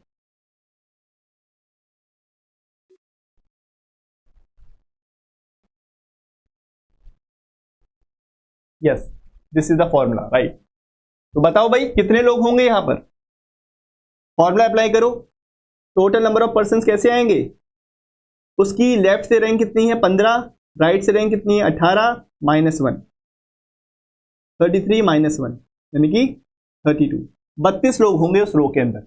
कहीं 15 और 18 को प्लस मत कर देना, केवल -1 भी करना पड़ेगा, ठीक है। यस, चलो very good.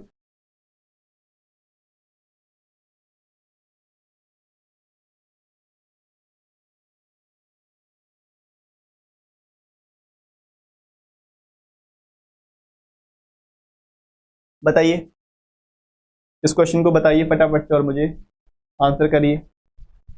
Late me know the right answer for this question.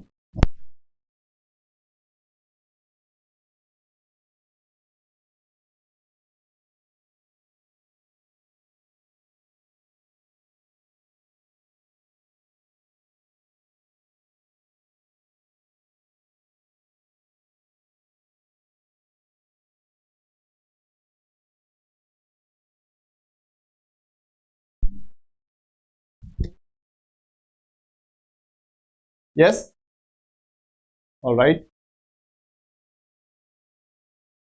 Very good, ठीक है भाई। सिंपल सा क्वेश्चन था। In a row Suresh is 17 from the left. अगर लेफ्ट हैंड से देखा जाए तो उसकी रैंक कितनी है? 17th है, ठीक है सुरेश। राइट हैंड से देखा जाए तो उसकी रैंक 19th है। तो भाई वही फॉर्मूला लगाओगे, 17 + 19 - 1 यानी कि 35। कितने लोग होंगे? 35 पर्सन यहां पर होंगे। That will be the right answer. कोई दिक्कत किसी को भी? यस।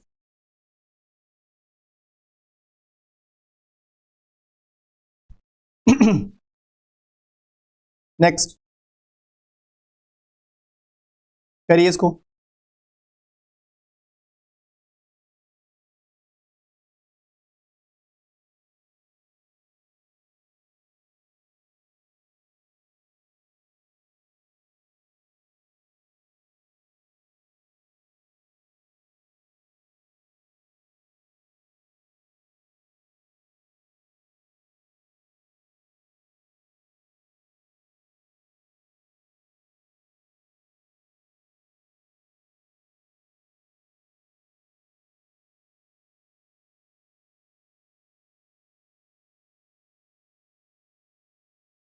बताएं, उसकी रैंक बतानी है कहां से?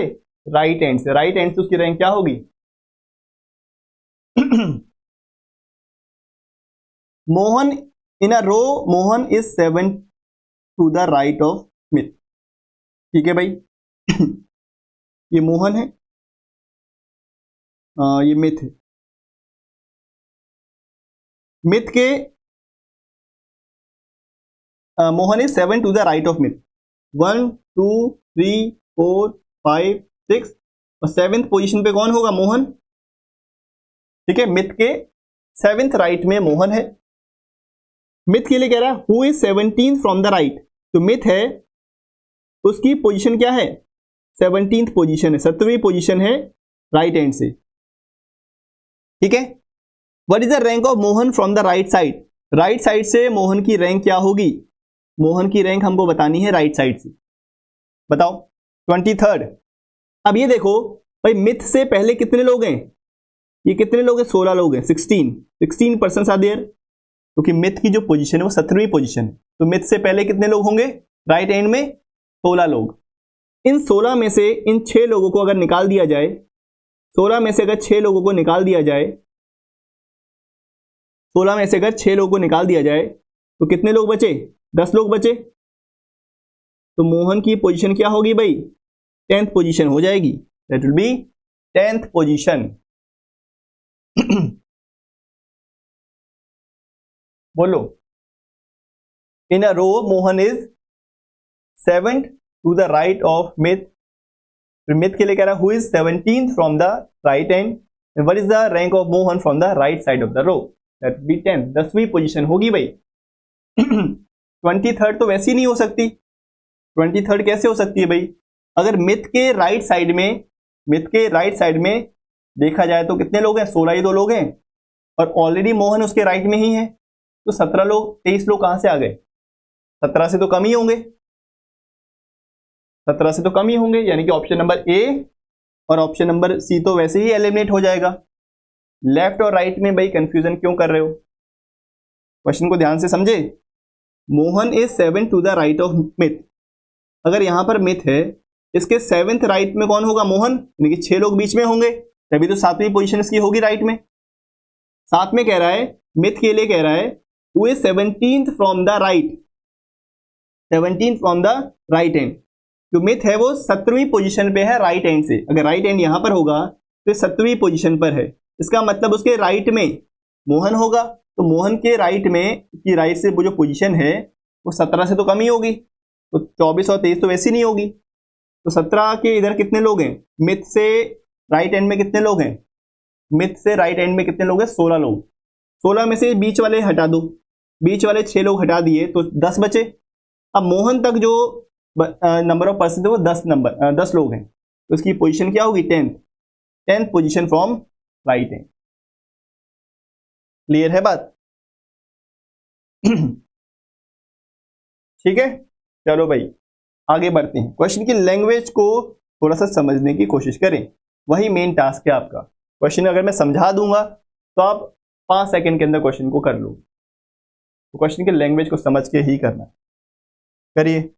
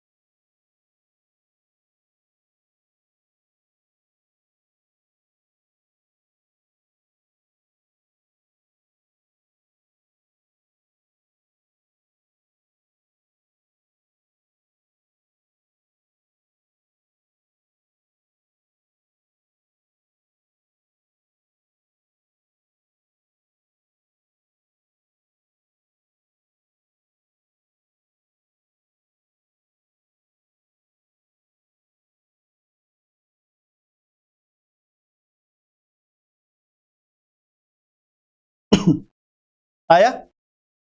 देखो, in a row of student Ashish is 15 from the right end. ठीक है भाई, अगर राइट हैंड से देखा जाए तो आशीष की पोजीशन क्या है? राइट हैंड से आशीष की पोजीशन क्या है? 15th, 15वीं पोजीशन है। And Neha is 10th from the left hand. Neha की जो पोजीशन है लेफ्ट हैंड से क्या है? 10वीं पोजीशन है। If in the row Neha is 12th from the right, अगर नेहा की पोजीशन 12वीं पोजीशन है कहां से? राइट हैंड से, अगर राइट हैंड से 12वीं पोजीशन है, then what is the position of Ashish from the left hand. Ashish की पोजीशन लेफ्ट हैंड से क्या होगी ये हमको बताना है। तो भाई एक काम करो, आशीष की पोजीशन अगर राइट हैंड से 15वीं है, अगर मुझे टोटल नंबर ऑफ पर्सन्स पता लग जाएंगे कि उस रो के अंदर कुल लोग कितने हैं, तो क्या मैं आशीष की पोजीशन लेफ्ट से निकाल सकता हूं? यस, निकाल सकता हूं। तो सबसे पहले मुझे ये बताओ टोटल पर्सन्स कितने हैं। टोटल पर्सन को निकालने के लिए जो नेहा की रैंक है ना, लेफ्ट हैंड से 12वीं, सॉरी लेफ्ट हैंड से है 10वीं और राइट हैंड से है 12वीं, दोनों को प्लस करो, -1 कर दो, कितना आएगा 22 - 1 यानी कि 21, यानी कि उस पूरी रो के अंदर कितने लोग हैं? 21 लोग। अब फिर से दोबारा से यही फॉर्मूला लगाओ। अब आपको टोटल नंबर ऑफ पर्सन्स पता है। अब आशीष के लिए अगर लगाया जाए तो लेफ्ट से उसकी रैंक क्या है पता नहीं, राइट से उसकी रैंक है 15वीं -1, तो यहां से कितना आएगा 15 - 1 यानी कि 14, 21 - 14 यानी कि क्या 7। 7th पोजीशन हो जाएगी आशीष की, कहां से? From the left hand, that will B 7th rank from the left hand. 2 bar formula apply करना है, एक बार सबसे पहले करना है नेहा के लिए, उससे नंबर ऑफ पर्सन्स उस रो के अंदर जितने हैं वो आ जाएंगे जो कि 21 हो जाएंगे। दोबारा से उस फॉर्मूले को अप्लाई करना है आशीष के लिए, टोटल नंबर ऑफ पर्सन्स पता लग गए, राइट से उसकी रैंक 15वीं है तो लेफ्ट से उसकी रैंक निकाल लोगे। क्लियर? बताएं। Option number B, yes, very good.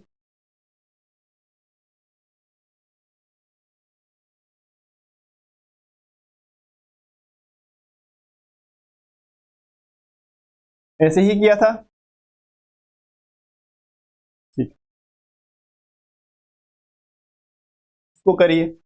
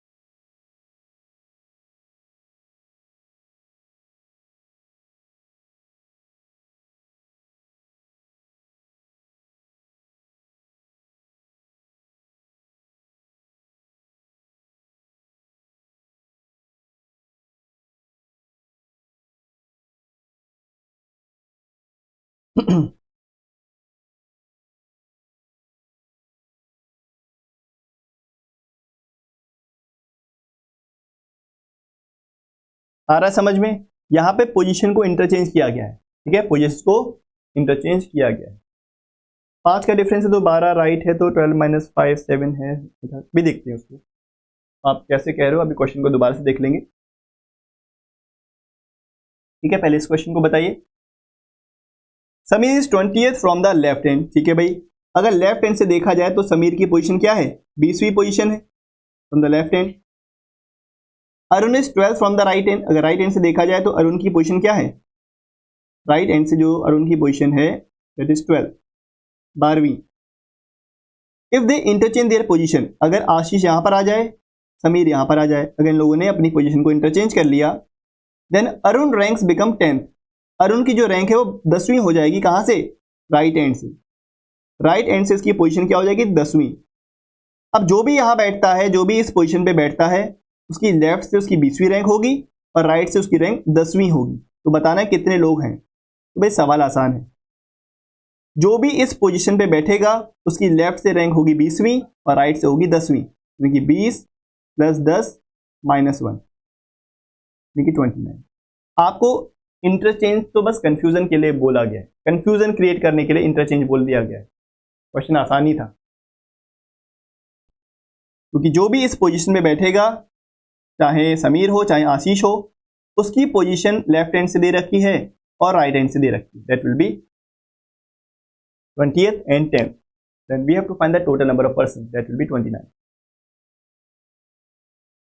ठीक है, गुड, वेरी गुड। चलो नेक्स्ट, अगला।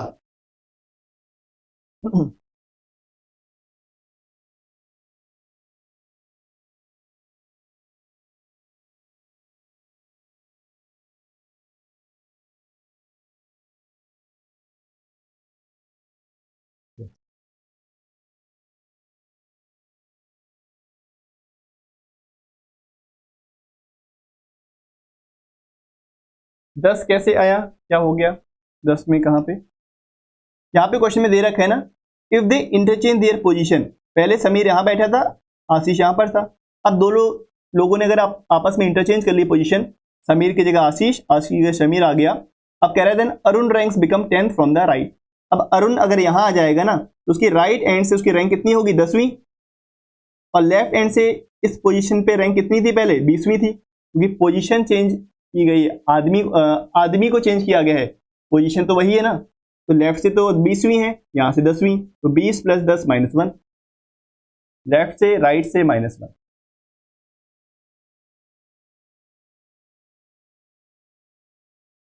करिए।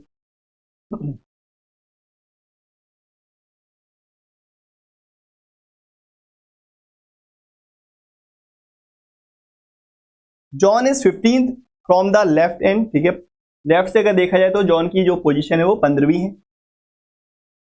Left end of the row of 30 student, ठीक है भाई 30 लोग हैं, अगर लेफ्ट से उसकी पोजीशन 15 है तो क्या मैं उसकी राइट से पोजीशन निकाल सकता हूं, यस निकाल सकता हूं, क्योंकि टोटल नंबर ऑफ पर्सन दे रखे हैं। लेकिन and Monica is 20th from the right end of the same row, Monica की जो पोजीशन है वो 20वीं है राइट एंड से, तो हमको ये बताना है how many student are there between them in the row, उन दोनों के बीच में कितने लोग, how many person are there between them.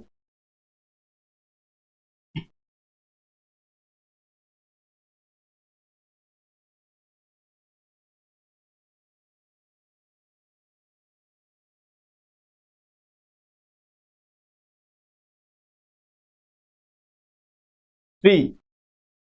देखो John is 15 from the left hand, अगर लेफ्ट हैंड से देखा जाए तो जॉन की पोजीशन क्या है 15th है, ठीक है। Monica is 20th from the right hand, right hand से कितनी पोजीशन है मोनिका की 20वीं पोजीशन है, तो भाई लेफ्ट से कितनी होगी उसकी पोजीशन, अगर राइट से 20 है तो लेफ्ट से कितनी होगी 30 लोग हैं, राइट से 30 है, लेफ्ट से कितनी होगी पता लग जाएगा अभी, 30 माइनस व्हाट 19, लेफ्ट से उसकी पोजीशन होगी 11th, 11वीं पोजीशन होगी, कितनी होगी 11वीं पोजीशन 11th, 11वीं पोजीशन इसकी, 15वीं पोजीशन इसकी 11वीं, 12 13 14, कितने लोग हो गए 3 लोग, there will be 3 persons between them, 11वीं और 15वीं पोजीशन के बीच में कितने लोग 3 लोग, 5 आ रहा नहीं, 5 नहीं आएगा 3 आएगा ना। देखो मोनिका की जो पोजीशन है ना राइट हैंड से 20वीं है, तो क्यों ना हम इसकी लेफ्ट से पोजीशन निकाल लें, लेफ्ट से निकालेंगे तो 10वीं इसकी 11वीं पोजीशन होगी, लेफ्ट से इसकी पोजीशन कितनी होगी 11वीं, और इसकी कितनी है 15वीं, तो 11वीं और 15वीं पोजीशन के बीच में कितने लोग हो गए 12 13 14, 3 लोग, that will B option number A.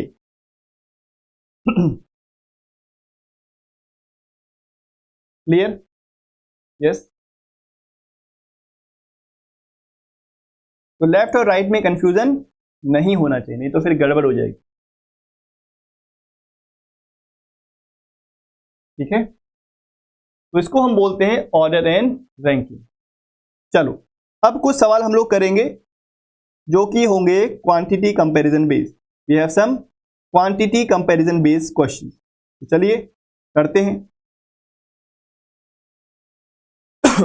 यहां पे कुछ नंबर ऑफ पर्सन हैं के जे के एल एम एन, 5 लोग हैं, उनकी जो हाइट है उनको कंपेयर किया गया है, we have to compare their height on the basis of there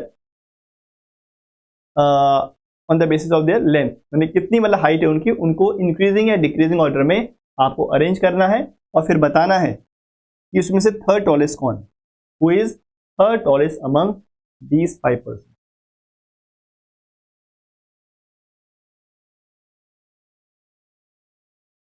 good, very good.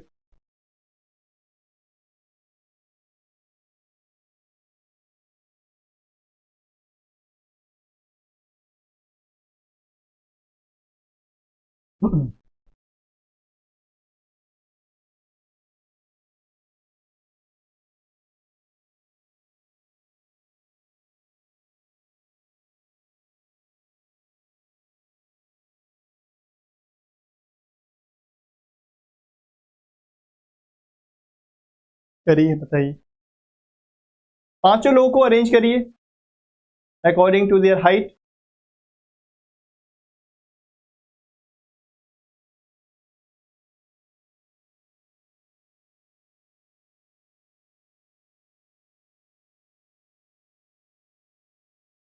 Either A C, okay, either आ रहा है ऑप्शन 4।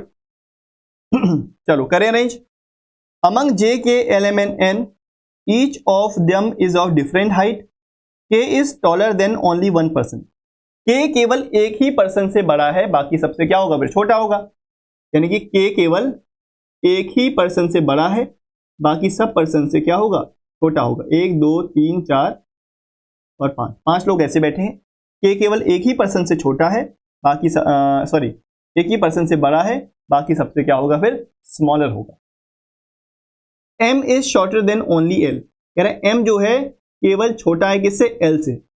m अगर केवल l से छोटा है तो यहीं पे तो बैठेगा, l से छोटा होगा तो यहीं बैठेगा, और कहीं तो बैठ नहीं सकता, नहीं तो फिर किसी 2 लोगों से छोटा हो जाएगा, केवल l से ही छोटा। m is taller then j and n, कह रहा है m जो है टॉलर है, m टॉलर है किससे, j और n से। बस इतनी ही इंफॉर्मेशन दी गई। भाई j यहां भी आ सकता है, j यहां भी आ सकता है, n यहां भी आ सकता है, n यहां भी आ सकता है। j और n की पोजीशन फिक्स नहीं है, क्योंकि j और n के बारे में ये बोला गया है m टॉलर है j और n से, तो टॉलर तो यहां पर होगा ना, तो j और n तो यहां दोनों में से कहीं भी आ सकते हैं। Who among the following is third tallest? Third tallest j और n, इनमें से कोई भी थर्ड टॉलेस्ट हो सकता है, आइदर ए ऑप्शन और either C option. Clear? L M J N K then J N, that will be the right order। जिसमें से J और N के बारे में हमें नहीं पता कि कौन सा सबसे छोटा है, कौन सा third tallest. that will be option number D। Next अगला सवाल करिए, तो बताइए।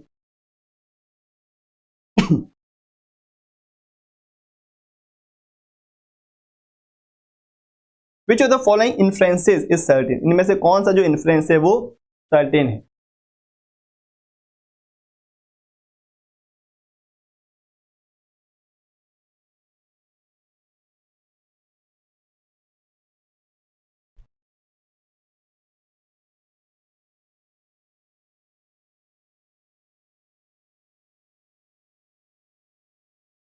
यस, ये क्लास डेली 11 बजे होती है एप्टीट्यूड चैनल के ऊपर ही, ठीक है, इसी चैनल पर।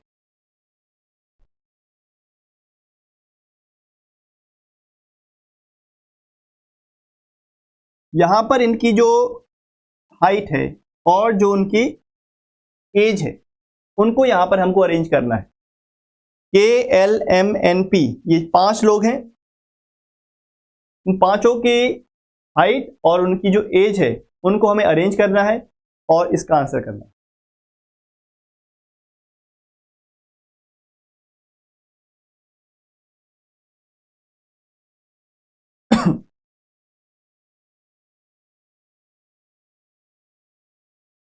यस, एग्जाम तक क्लास चलेगा आपका, ठीक है, इसी टाइम पर। तो बताइए, tell me what will be the right answer for this question. L is tallest and eldest of the group. L सबसे टॉलेस्ट भी है और सबसे ज्यादा एज का भी है, सबसे एल्डेस्ट भी है। तो भाई अगर मैं यहाँ पे इसकी हाइट की बात कर रहा हूं, we are talking about is height and here we are talking about is age. L सबसे टॉलेस्ट है, 1 2 3 4 5 लोग, और एज की भी बात करूं तो एल सबसे ज्यादा एज का है। M is elder to N and shorter than K, क्या कह रहा है, एम एल्डर है किससे, एन से। M is elder to N, लेकिन एम शॉर्टर है के से, M is shorter than K. Age में तो एम के से छोटा है, सॉरी हाइट में तो एम के से छोटा है, लेकिन एज में एन से बड़ा है, ठीक है, थोड़ा ध्यान से करना। M and P are of the same age, M और पी की जो एज है वो सेम है, एम और पी की जो एज है वो सेम है। P is taller than K, P is taller than K, P is taller than K, ऐसे होगा। N and K are of the same height, कह रहा है एन और के की जो हाइट है सेम है। एन और के की जो हाइट है वो सेम है, पी के एन एम। भाई ऐसी तो बनेगा, पी यहाँ पर, के और एन की जो हाइट है वो सेम है, बराबर है, फिर क्या आएगा, एम आएगा। तो इस तरह से ये अरेंजमेंट बन जाएगा like this, N and K are of the same height and K is younger to P, K is younger to P, K क्या है, पी से यंगर है। अब कैसे बनेगा ये भाई, देखो पी और एम की एज तो सेम है, अब ये कह रहा है के इज यंगर टू पी, के अगर पी से यंगर है तो के यहां पर आएगा, इसके पीछे एन आएगा। ऐसा हो सकता है या ऐसा हो सकता है एम और पी यहां पर हो, इसके पीछे एन हो और फिर के इसका यंगर हो। अब हमको ये नहीं पता एन से यंगर भी है के या एन से बड़ा है के, वी डोंट नो। दोनों पॉसिबिलिटी लेके चलते हैं, ठीक है, दोनों पॉसिबिलिटी लेके चलते हैं इस तरह से। अगर पी और एम की सेम एज है, पी यहां पर एम यहां पर, दोनों की एज सेम है, बराबर है, फिर के और एम, फिर के और एम, ऐसे बन सकता है या ऐसे बन सकता है, L then P and M same age का है, फिर यहां पर एन आ जाएगा, इसके पीछे के आ जाएगा। तो एज के लिए तो दो पॉसिबिलिटी बन गई, there will be two possibilities. Which of the following influence is certain, P is taller than M, P is taller than M, yes P is taller than M, पहला ऑप्शन ही सही है, ज़्यादा मेहनत करने की जरूरत ही नहीं थी, बस हाइट सही है, आपको समझ में आ जाएगा कि इनमें से कौन सा इन्फ्लुएंस सही है, बाकी सब गलत है। एन इज यंगेस्ट, एन भाई यंगेस्ट है, भाई दो पॉसिबिलिटीज बन रही हैं, एन यंगेस्ट भी हो सकता है, के भी यंगेस्ट हो सकता है, तो ये सर्टेन नहीं है, this is not certain, this is possible, possibility में सही हो सकता है लेकिन सर्टेन इवेंट सर्टेन इन्फ्लुएंस नहीं है। आगे देखो, N is elder to P, N elder है पी से, कहाँ गया, एन एल्डर है पी से, नहीं, एन हर हाल में पी से छोटा ही है, तो वैसे ही गलत है। एन इज एल्डर टू के, एन इज एल्डर टू के, हाँ भाई यहां पर एल्डर हो सकता है लेकिन यहां पर क्या है, यंगर है, तो ये सर्टेन नहीं है, तो only option number 1 will be certain. Clear, बिल्कुल दोनों के अकॉर्डिंग चेंज आपको चेक करना है, आपको दोनों सेपरेटली बनाओगे तो आसानी से हो जाएगा, अगर सेम अगर टेबल में बनाना चाहोगे तो बहुत ही कंफ्यूजन हो जाएगा, तो ऐसा नहीं करना है।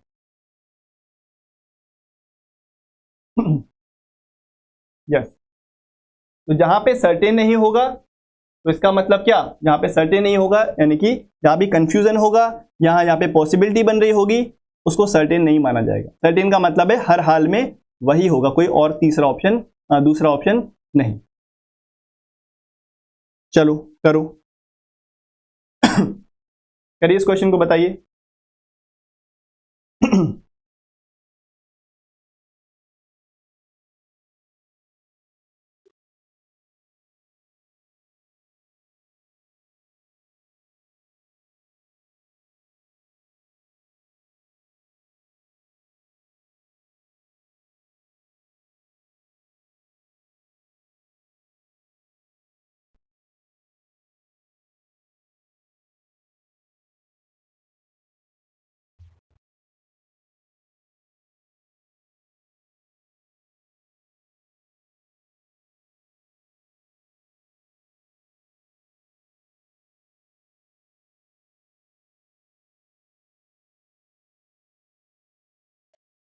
बताइए, टेल मी।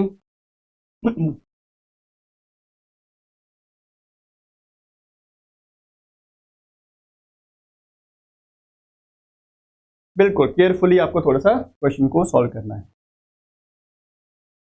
चलो ये आखिरी सवाल है आज के सेशन का, ठीक है, फिर कुछ क्वेश्चन हर बार की तरह आपको होमवर्क में मैं दूंगा, करें इसको। यहां पर इन लोगों की जो स्मार्टनेस है और इनकी जो हाइट है उनको कंपेयर किया गया है, तो दोनों को अलग अलग आपको बनाना है। यहाँ भी दो चीजें हैं, एक स्मार्टनेस और उनकी height, you have to make it separate, first is right, okay, ठीक है भाई।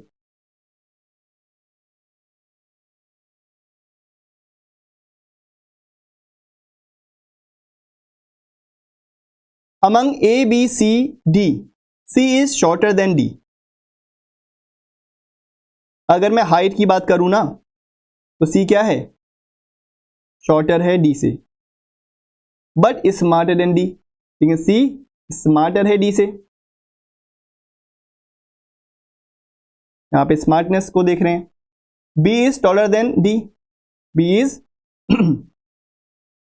Taller than D but not smarter than D. B D से स्मार्ट नहीं, बी डी से कम स्मार्ट है, बी डी से कम smart. A is not taller than C, A is not taller, A taller नहीं है सी से।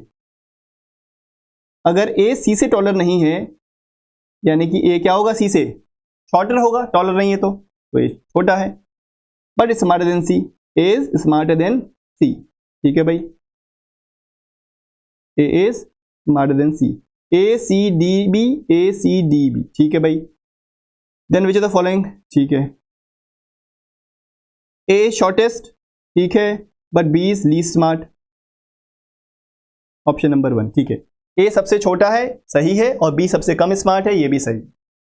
Option number 1 will be the right answer. जो सबसे छोटा है वो सबसे ज्यादा स्मार्ट, जो सबसे टॉलेस्ट है वो सबसे कम स्मार्ट, ठीक है, ऐसा सवाल में बोला गया है।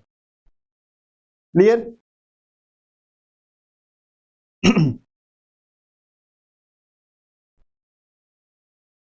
चलो, तो ये थे आज के सवाल हमारे, जिसमें हम लोगों ने ऑर्डर, रैंकिंग, पजल के सवाल किए। इस टॉपिक से 2 से 3 क्वेश्चन आपके एग्जाम में, मैक्सिमम 3 क्वेश्चन बन सकते हैं, कम से कम 2 तो बनेंगे ही बनेंगे, ये मान के आप चलो। तो चलो, कुछ क्वेश्चन मैं आपको दे रहा हूं, उनका आंसर आपको मुझे कर देना है कमेंट सेक्शन के अंदर। कल भी बहुत सारे स्टूडेंट ने किया था आंसर, तो आपको इसका आंसर कर देना है। Question number 1 for your homework. और एक क्वेश्चन और ले लो, क्वेश्चन नंबर 2।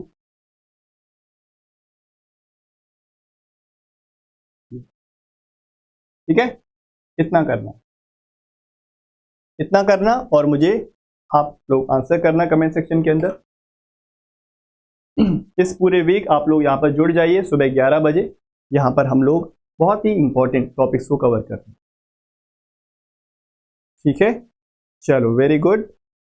तो मिलते हैं कल सुबह 11 बजे। आप लोग जुड़ जाइए, अपने कंसेप्ट को स्ट्रॉन्ग करिए थोड़ा सा। वो कैसे होंगे? प्रैक्टिस के साथ ही, और उसका कोई उपाय नहीं है, just you have to practice.